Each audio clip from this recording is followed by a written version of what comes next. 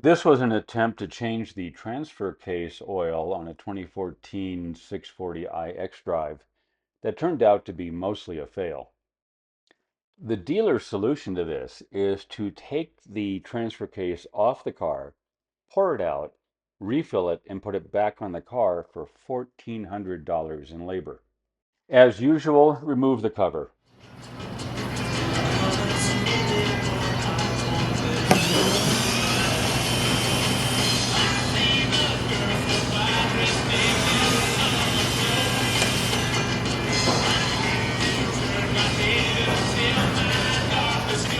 A couple of the fasteners always go missing, so buy a pack of new ones from the dealer. I also bring along these magnetic holders to keep everything in one place. Here's where things really started to go wrong. The only plug on this transfer case is hidden behind a whole lot of structure. So this Allen socket is the only tool I could find that could reach it. You could try turning that with an open-end wrench, but I happen to have these ratcheted box ends that work pretty well. I assembled the rig on the bench and tried it out with one of the spare plugs. After putting the rig together, the hard problem is how do you get that thing into the old plug?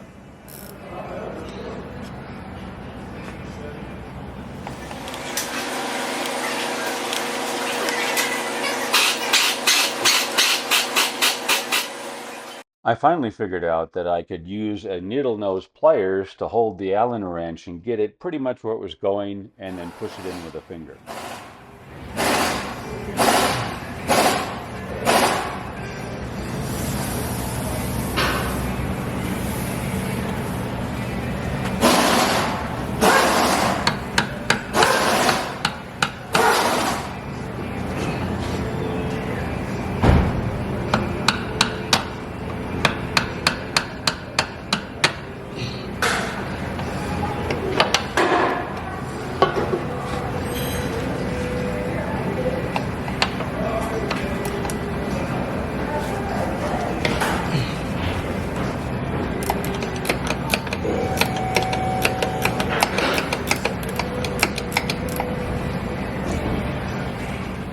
That turned out to be the easy part. I had already bent the extraction tube into a curve by warming it up with hot water and forming it like I wanted, but it still would not find the bottom of the oil. There was just no way to get the thing in more than maybe an inch and a half. I have this wireless fiber optic camera that works really well, so I was able to fish it into the hole and see that it was really obstructed with machinery. Here's what that looks like on a parts schematic. You can see as we zoom in that there's an awful lot going on inside the transfer case, of course, but it also turns out that a bunch of it happens immediately inside the fill hole. So you can see as we zoom in a bit more that there's a gear less than half an inch inside the hole, and that will block a lot of what you're trying to do. As one of the lessons learned, I think a really thin, maybe a bit more rigid extraction tube would have had more of a chance. So anyway, I just messed around with it and extracted everything that I could. You know, BMW calls this lifetime fill, as in this fluid should last for the life of the car. Frankly, you can see that it's black and pretty thin. I think lifetime to them might mean the end of the warranty. This fluid has about 60,000 miles on it. Then we get to the refill. It has the same obstructed fill hole problem, meaning that you have to fill slowly because the new oil has to drain past the obstructions before you can keep going.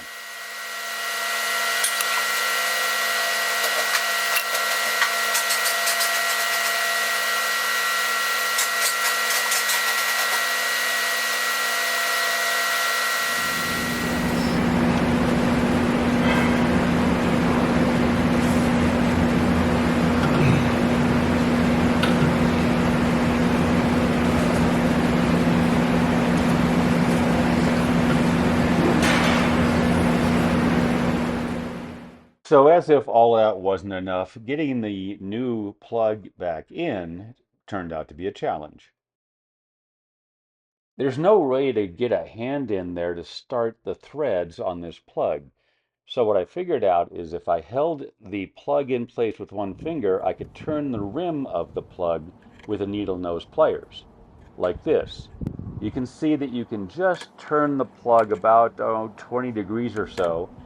You do this until you've got maybe 2 turns of thread in there, and then you can use a wrench.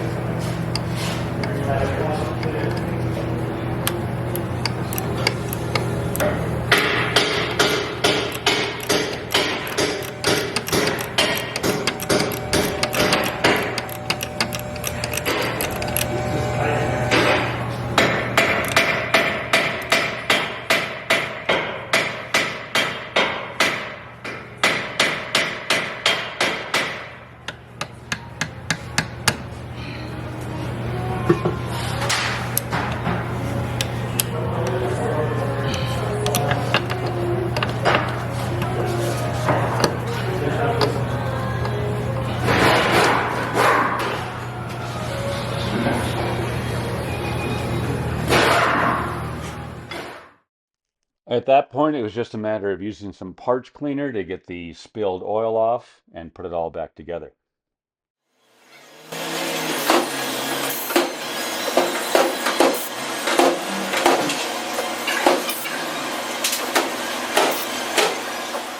So, like I said, this job was mostly a fail. I was only able to replace maybe 40% of the oil. The access is just extremely tight. It is possible to take the load-bearing structure off the car that's directly in front of that fill hole, but then you still have the obstructions on the inside, so I don't see that doing you a whole lot of good. So my lesson is come prepared with tools that can fit. For example, it is possible to take a big, I believe it's 14 millimeter Allen, and cut off about 1.5 inches of it if you need to, and use that in place of that socket that I used. Because you have a gear directly inside that fill hole, next time I would get a pretty thin, little bit stiff extraction tube and melt it and bend it into about a 90-degree turn and try to use that to work past the gear and get deeper into the old oil. This will fill very slowly as the new thick oil settles past that gear. So don't be fooled by an overflow that means you're just filling too fast, but you're not really full yet.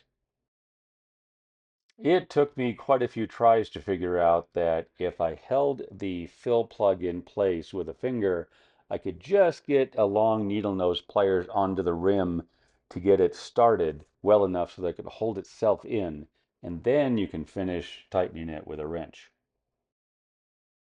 That ratcheted box end helps a lot. You might be able to do this with an open end, but boy, it's going to be hard.